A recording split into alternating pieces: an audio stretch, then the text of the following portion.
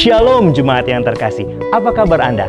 Happy Sunday, selamat datang di ibadah online GBI Rosipina. Hari ini kita akan diberkati oleh Bapak Pendeta Hari Sudarma dengan tema diperlengkapi untuk pekerjaan pelayanan dari Efesus 4 ayat 12. Lalu apa saja informasi di Gereja Baptis Indonesia Rosipina? Ini dia.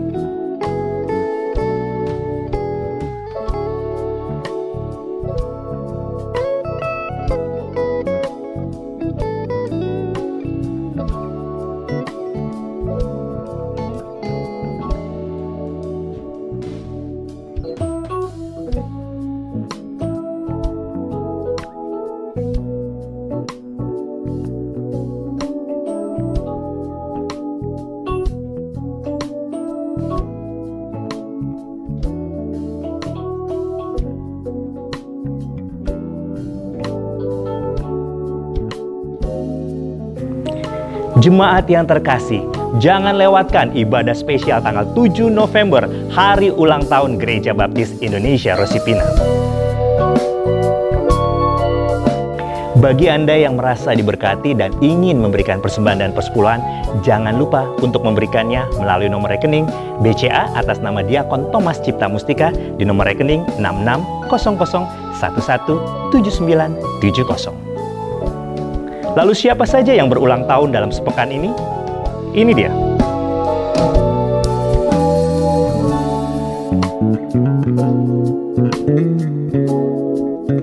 Perketat terus protokol kesehatan Anda.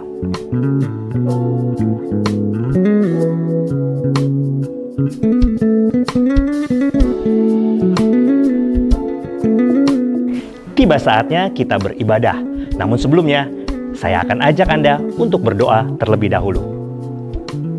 Allah Bapa kami yang bertahta di dalam kerajaan surga, kami bersyukur memiliki Allah seperti Engkau, Allah yang senantiasa menyertai kami dalam setiap aspek kehidupan kami. Walaupun kondisi masih pandemi, kami percaya Tuhan senantiasa ada, Tuhan senantiasa menyertai kami ya Tuhan. Tuhan, ketika kami ingin beribadah, Tuhan yang mau tutup bungkus dengan kuasa darah-Mu saja setiap pelayan-Mu Bapa, baik worship leader, singers, maupun juga para pemusik dan juga pengkhotbah ya Tuhan. Tuhan, biar Engkau saja yang mengurapi setiap mereka, bibir lidah mereka, dan apapun yang mereka katakan dan yang mereka lakukan dalam ibadah kali ini. Ke dalam tangan pengasihan Tuhan Yesus Kristus saja, kami telah berdoa dan mengucap syukur. Haleluya. Amin. Jemaat yang terkasih, sudah saatnya beribadah. Saksikan terus ibadah ini hingga usainya nanti. Tuhan Yesus memberkati dan selamat beribadah.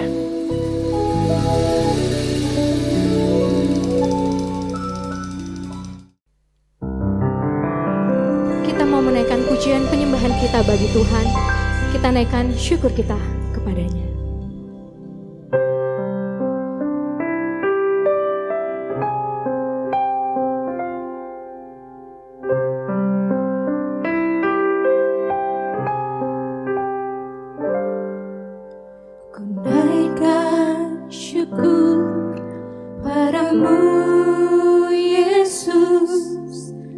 Ku sembah sujud kepadamu Tuhan, di hadapan tahta kemuliaan-Mu. Ku tinggikan, ku agungkan selamanya. Sekali lagi. Naikkan syukur padamu ku sembah sujud kepadamu Tuhan, di hadapan tahta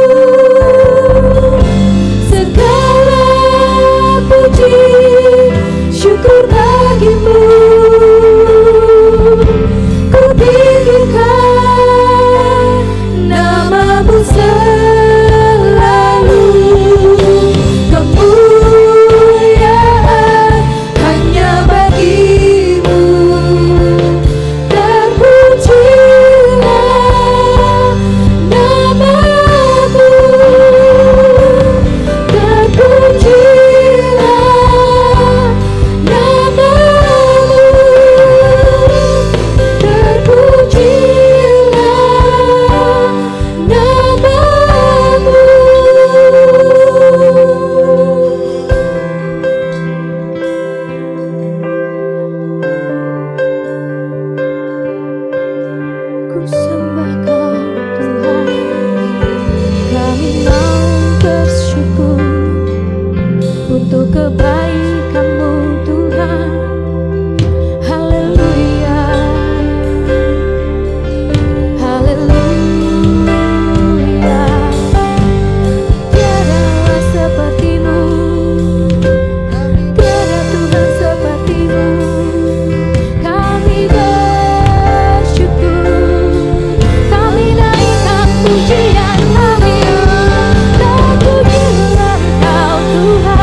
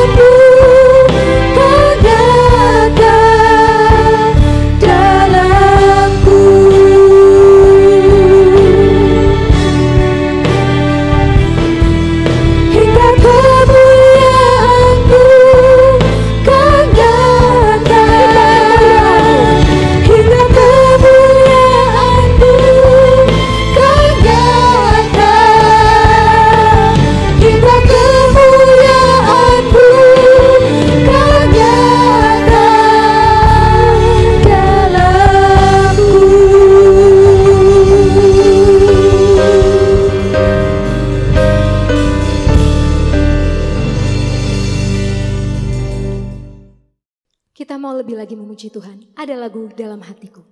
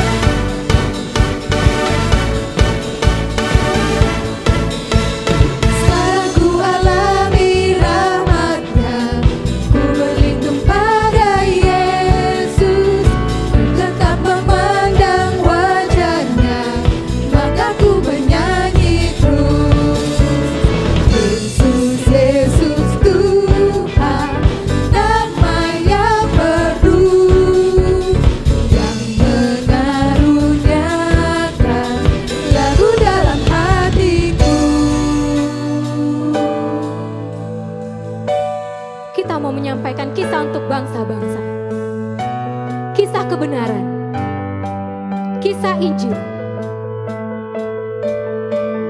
Ada kisah untuk bangsa-bangsa yang mengubah hati jemaat.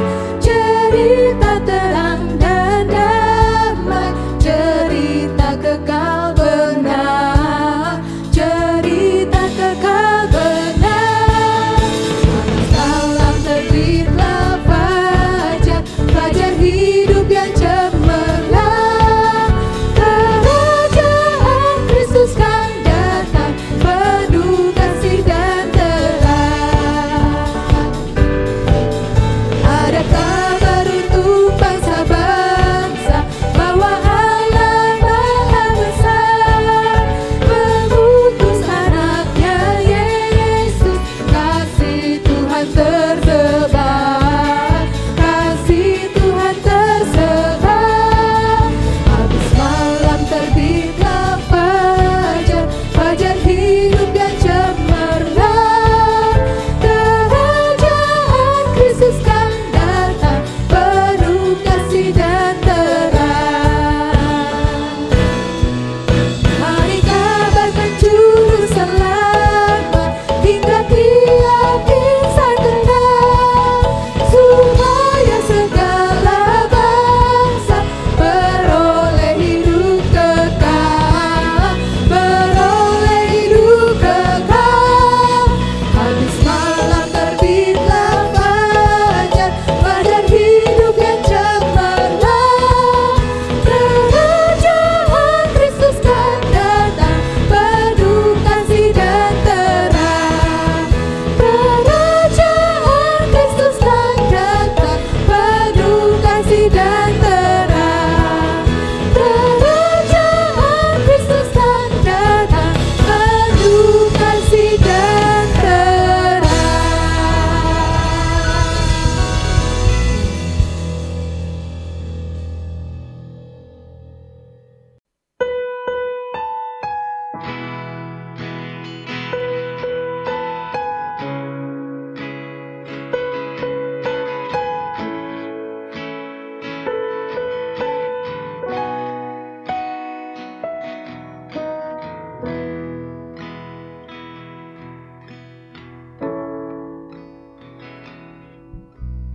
Tak akan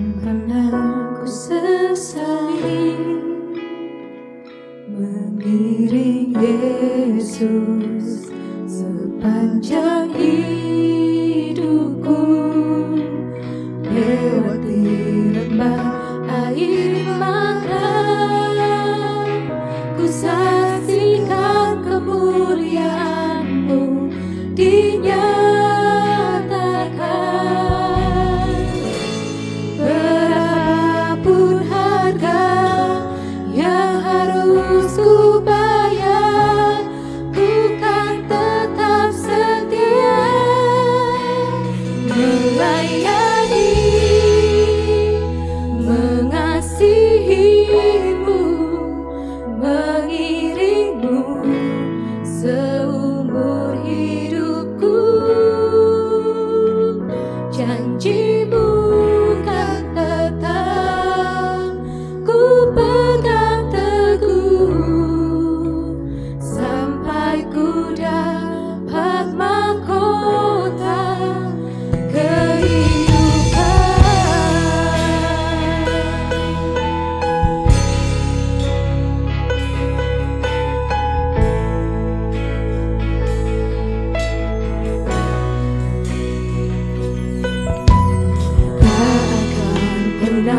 ku sesali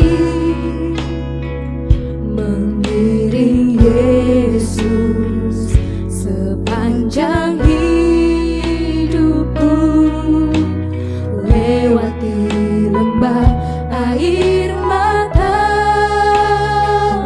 ku saksikan kemuliaan-Mu dinyatakan. Berapapun harga yang harus ku bayar, ku kan tetap setia melayani,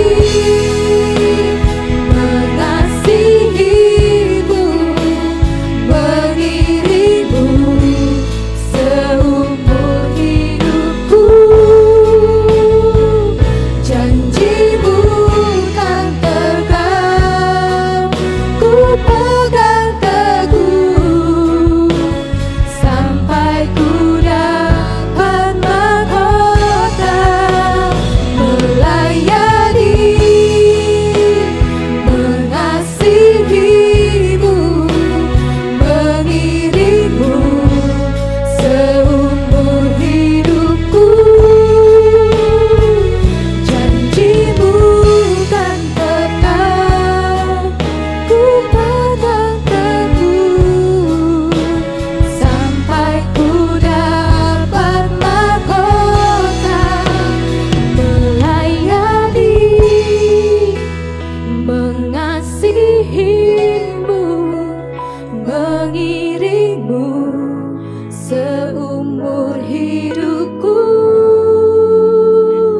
Janji-Mu kan tetap ku pegang teguh, sampai ku dapat mahkota kehidupan.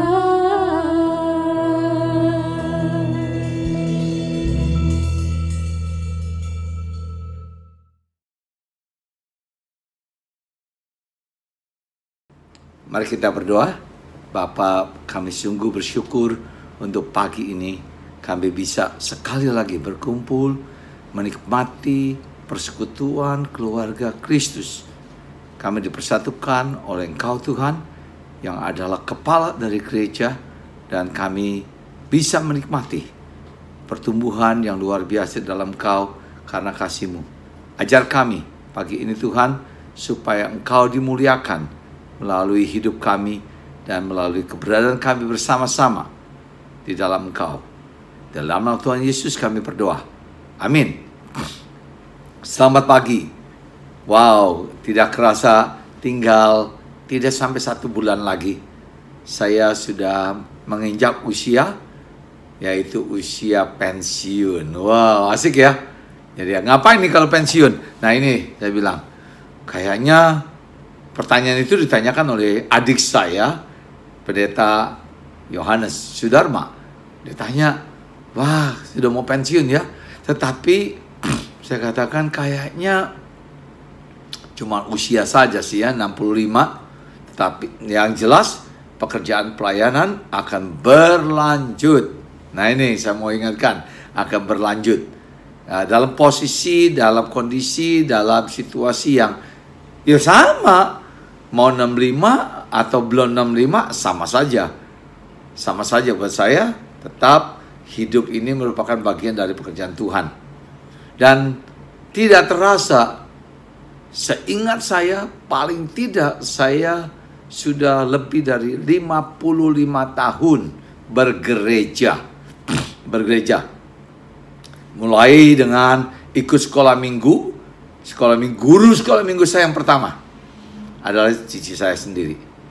Ya, kalian semua kenal. Ya, Susi Dharma ya. Sekarang dia sudah di California, tinggal dengan anaknya. Tetapi ketika saya kecil, saya ingat sekali ikut sekolah minggu. Dan dari sana berpindahlah ke yang kita semua kenal, Gereja Baptis Kalvari. Dan ketika usia, saya ingat pasti usia 14, saya dibaptiskan oleh pendeta Markus Solomon atau Markus Chong ya. Yang luar biasa lagi, pendeta Markus Chong sekarang ini adalah masih tetap melayani di gereja yang gembala sidangnya adik saya yang dulu dibaptiskan oleh pendeta Markus Chong. Kemudian dia di jemaat.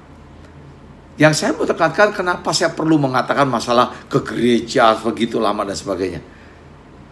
Karena gereja adalah suatu komunitas yang dibentuk Tuhan dengan secara luar biasa, secara khusus, ya, secara khusus untuk supaya kita semua bertumbuh.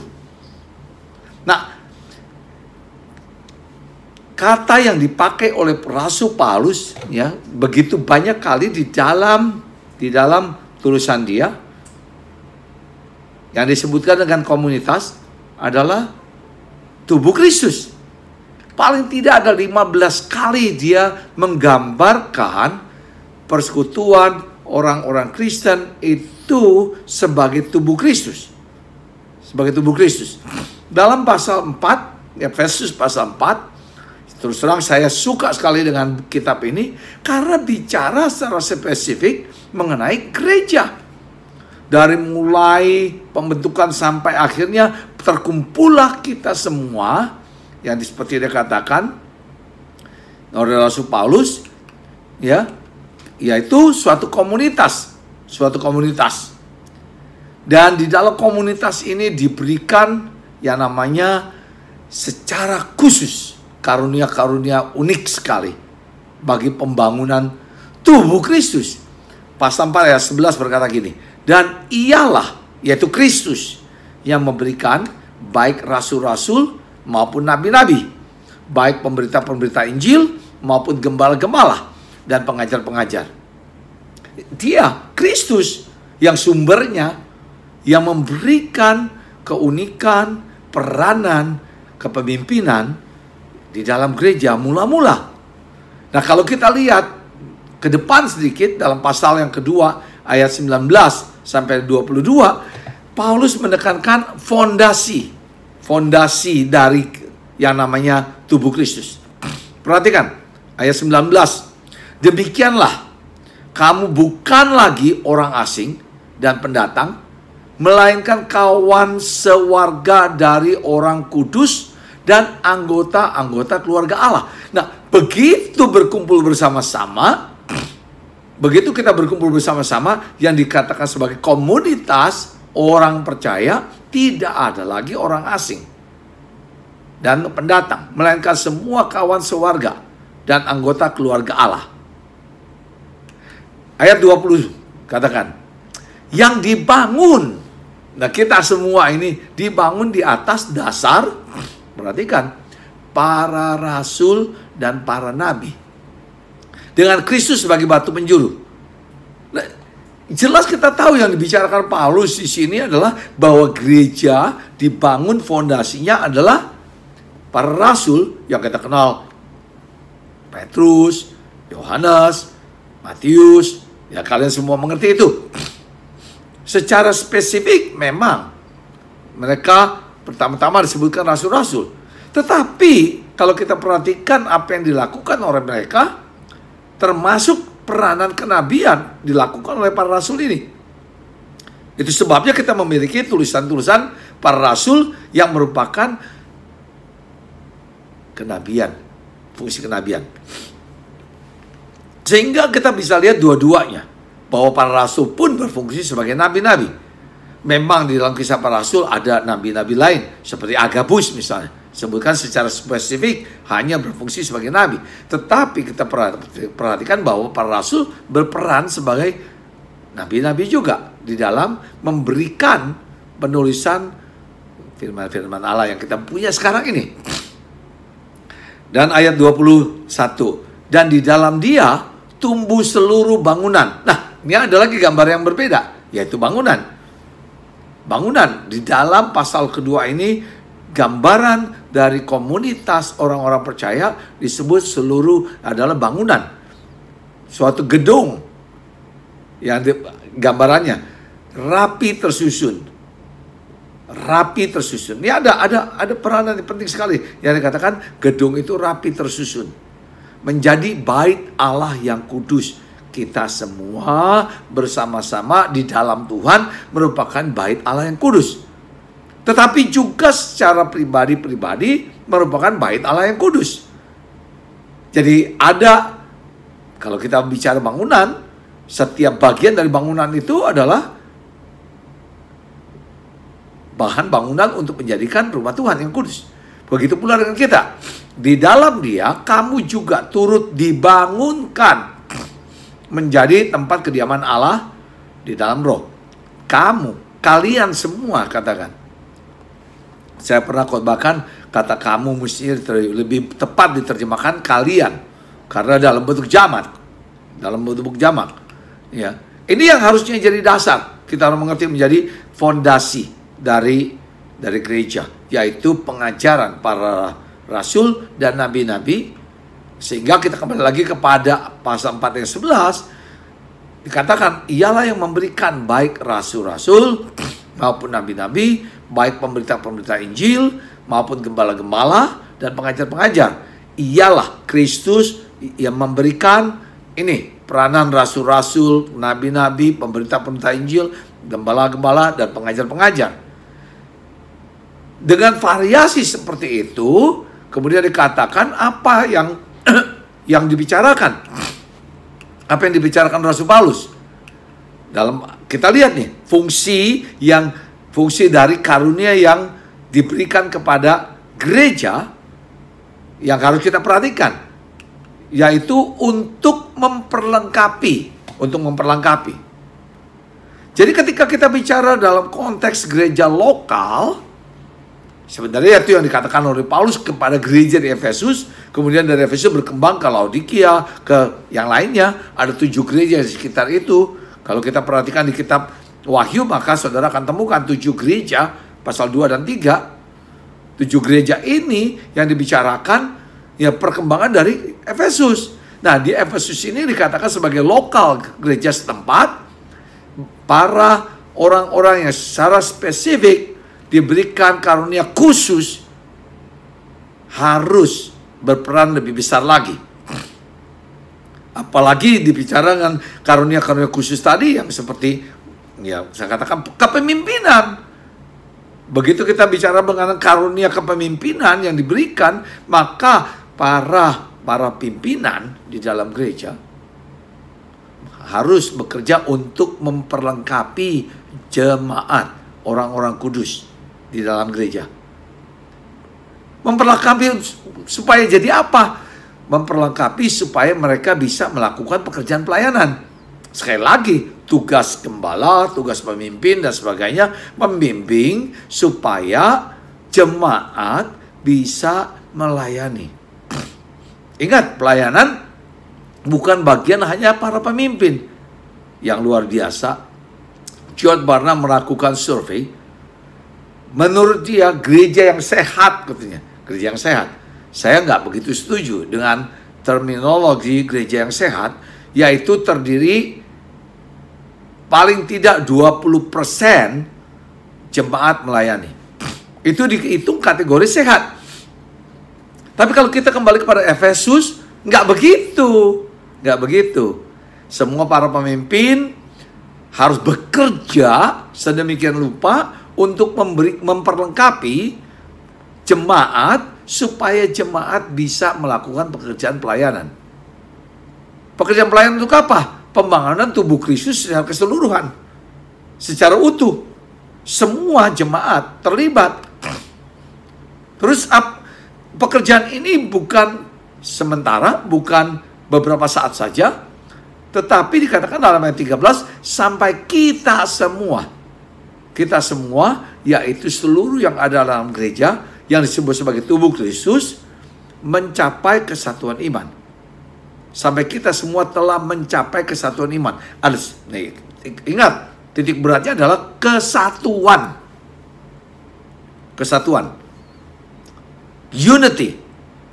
Kesatuan di dalam gereja begitu pentingnya sehingga ditekan oleh Paulus saling memperlengkapi, yang lebih rohani, yang lebih punya karunia khusus, yang bisa mengajar, yang bisa melakukan pekerjaan-pekerjaan pelayanan yang besar, silahkan lakukan itu dengan cara menolong jemaat untuk bisa melayani, untuk bisa melakukan pekerjaan pelayanan.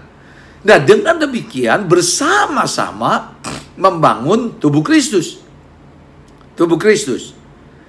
Sampai kapan? Sampai kita semua mencapai kesatuan. Yaitu unity dalam gereja. Unity dalam gereja. Saya baru-baru saja dapat berita mengenai salah satu mahasiswa kita yang pernah mendapatkan cancer. Ketika dia dapat cancer, pertama kali yang dilakukan adalah operasi. Operasi apa? Angkat cancer itu. Setelah diangkat cancer itu nggak cukup dengan operasi. Dia harus melakukan pengobatan yang lebih detail lagi, yaitu kemoterapi. Setelah kemoterapi, radioterapi. Begitu ketatnya untuk bisa membuang yang namanya mengganggu kesatuan tubuh. Ini yang serius loh. Ini serius sekali. Karena gambaran tubuh Kristus itu seperti itu. Jangan sampai ada cancer. Kalau cancer akan memecah belah. Memecah belah sel-sel sehat menjadi sakit. Sehingga itu yang perlu kita perhatikan sebagai anak-anak Tuhan. Sebagai pemimpin-pemimpin dalam gereja. Betul-betul bekerja bagaimana caranya supaya kesatuan itu terbentuk. Kesatuan iman. Dan yang bagian kedua dikatakan bukan saja kesatuan iman, tapi juga pengetahuan yang benar tentang anak Allah. Saya mau ingatkan, para pemimpin gereja bertanggung jawab untuk belajar sungguh-sungguh akan kebenaran firman Tuhan, khususnya mengenai siapa Yesus Kristus. Karena begitu banyak pengajaran-pengajaran yang luar biasa sekali. Menyeramkan buat saya. Itu menjadi tanggung jawab para pemimpin belajar firman Tuhan dengan seksama sehingga mengajarkan seluruh jemaat supaya seluruh jemaat mempunyai pengetahuan yang benar tentang anak Allah, tentang Tuhan kita Yesus Kristus. Itu yang harus kita perhatikan. Ya. Tentang anak Allah sampai kapan? Sampai kedewasaan penuh, sampai menjadi dewasa, dan tingkat pertumbuhan yang sesuai dengan kepenuhan Kristus, sampai semua jemaat menjadi dewasa. Pendewasaan itu menjadi bagian yang penting di dalam komunitas orang-orang percaya. Pendewasaan, karena dijelaskan betapa pentingnya untuk menjadi dewasa di dalam ayat yang ke-14. Ya. Dikatakan sehingga kita bukan lagi anak-anak. Ya, anak-anak usia berapa ya? Nah, di dalam bahasa Yunani ya sebenarnya bisa dikatakan dua terjemahan, anak-anak atau bayi. Gitu ya. Di Korintus, dia katakan juga, kalian seperti anak-anak. Kalian seperti anak-anak. Kalau di Ibrani, dikatakan, kamu masih bayi.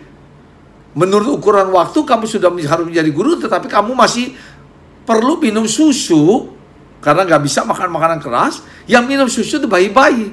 Jadi sebenarnya kata Yunani yang bisa kita pakai, yang diterjemahkan anak-anak ini, adalah bayi-bayi.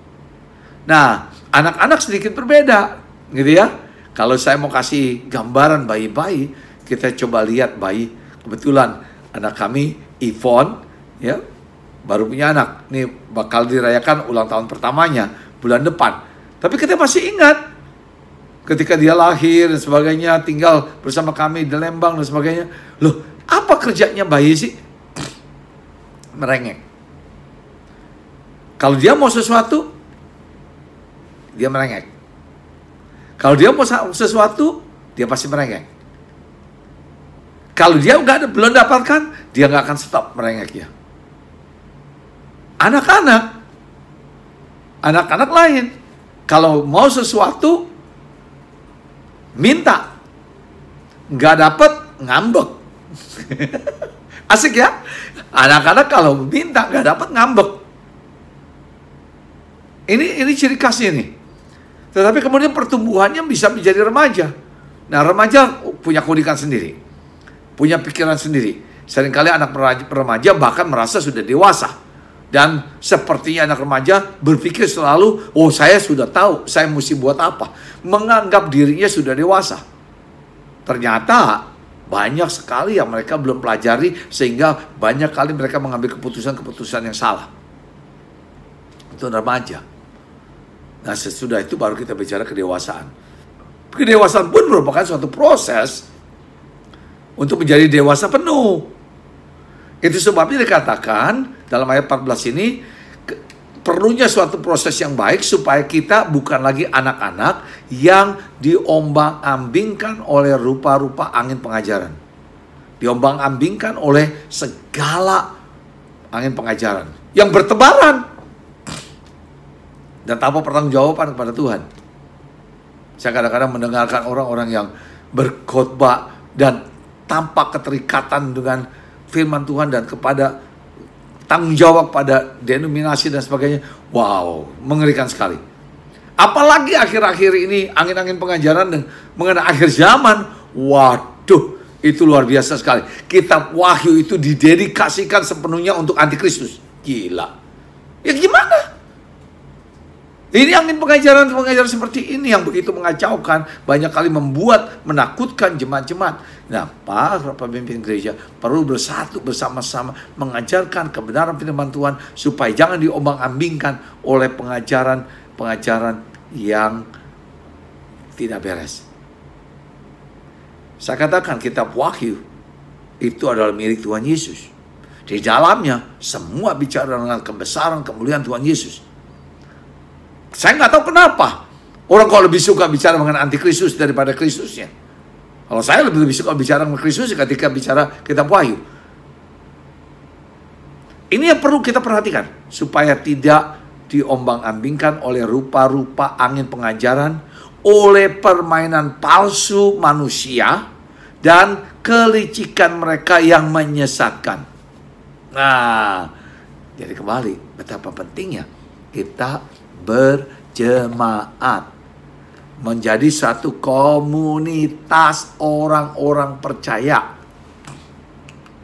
Ya, saya mau teruskan dengan ayat 15-16. Di sini ditekankan pentingnya sekali membangun, tetapi dengan teguh berpegang kepada kebenaran di dalam kasih. Bersama-sama berpegang teguh pada kebenaran, tetapi jangan pernah tinggalkan kasih. Kebenaran tanpa kasih menjadi sangat rapuh sekali. Kita bertumbuh di dalam segala hal. Segala hal apa? Ya kalau kita lihat gambaran tubuh kita, ya nggak bisa tangan bertumbuh, dua tangan bertumbuh, kakinya nggak bertumbuh. Nggak bisa badan kita bertumbuh, tangan dan kaki nggak bertumbuh. Sehingga betul-betul ditekankan oleh Rasul Paulus supaya kita semuanya bertumbuh di dalam segala hal, seluruh bagian dari tubuh Kristus bertumbuhnya ke arah Dia. Sekali lagi dikembalikan, dimulai dengan dialah, yaitu Kristus, ditutup dengan Kristus yang adalah kepala. Betapa indahnya komunitas orang-orang percaya yang dipersatukan, diberikan gambaran sebagai satu tubuh Kristus, dengan Kristus sebagai kepalanya yang memimpin, mengatur semua pekerjaan pelayanan, sudah diberikan semua masing-masing dengan kekhususan. Ada tangan yang berfungsi untuk melakukan pekerjaan, ada jantung yang berfungsi untuk melakukan pekerjaannya, ada liver yang harus melakukan pekerjaannya. Semua kita punya bagian, dan tidak ada yang lebih penting satu dengan lainnya. Semua harus bersama-sama bekerja, bertumbuh bersama-sama ke segala arah, ke arah Dia yang adalah Kristus. Kepentingan Kristus yang kita letakkan di dalam pekerjaan pelayanan sebagai komunitas orang-orang percaya. Saya bersyukur karena saya bertumbuh, karena saya dibesarkan, saya belajar, saya diajar, saya dibimbing, saya diperkenalkan, saya bahkan dibaptiskan, diberikan kesempatan pelayanan sampai menjadi yang gembala, sampai menjadi pengajar, sampai dengan satu tujuan, supaya saya bisa memperlengkapi orang lain, memperlengkapi jemaat, memperlengkapi saudara sekalian, Bapak Ibu saudara sekalian, supaya kita semua bersama-sama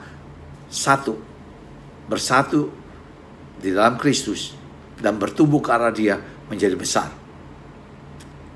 Mari kita bersuka cita dan mengucap syukur karena Tuhan sudah memberikan gereja ini sebagai tempat di mana kita bisa bersama-sama membentuk komunitas. Ingat ya, komunitas itu kebersamaan. Kebersamaan, yang kedua komunitas itu kebersatuan, yang ketiga komunitas itu harus bertumbuh dan bertumbuh ke arah Kristus. Mari kita tutup dengan doa. Bersyukur Tuhan untuk hari ini, karena kami betul-betul diajar kembali betapa setiap kami merupakan bagian yang penting di dalam pekerjaan Tuhan, dan kami semua bagian yang penting sebagai bagian dari tubuh Kristus yang akan bertumbuh bersama-sama ke arah Kristus yang adalah kepala, sampai kami semua mencapai kedewasaan penuh dan kesatuan iman di dalam Kau Tuhan kami Yesus Kristus. Berikan hikmat-Mu Tuhan, kuasa-Mu bagi setiap pemimpin di gereja ini, supaya mereka sungguh-sungguh mengajarkan kebenaran firman Tuhan dan mempersatukan jemaat, supaya semua jemaat bertumbuh bersama-sama menjadi kemuliaan bagi nama Tuhan kita Yesus Kristus. Terima kasih Bapa. Di dalam nama-Mu Yesus kami berdoa. Amin.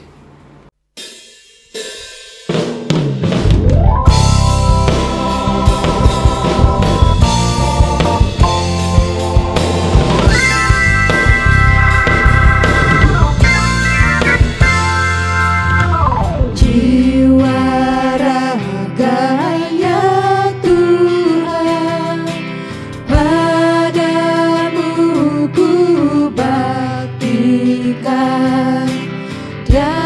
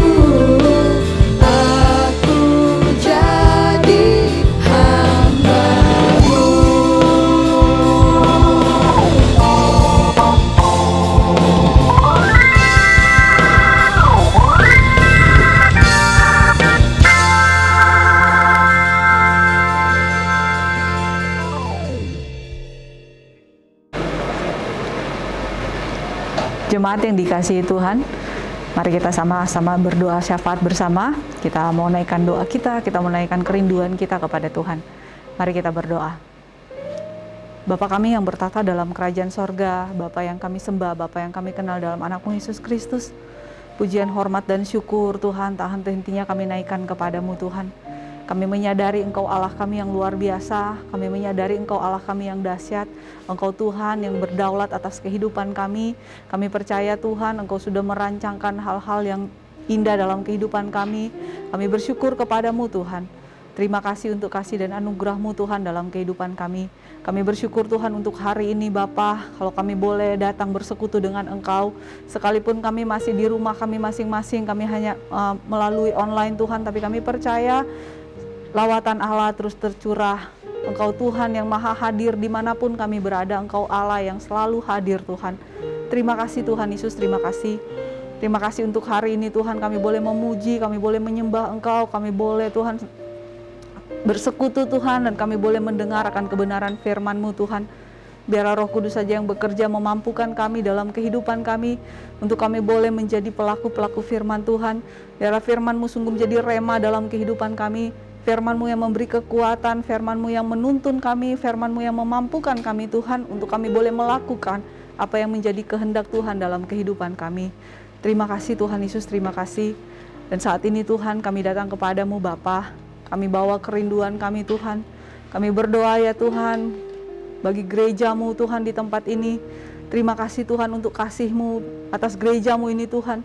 Di tengah-tengah pandemi yang masih terus terjadi Tuhan, kami percaya tangan pengasihan Tuhan saja yang memampukan, sehingga gereja-Mu ini Tuhan boleh terus menjadi berkat Tuhan bagi jemaat-Mu, bahkan bagi semua orang Tuhan.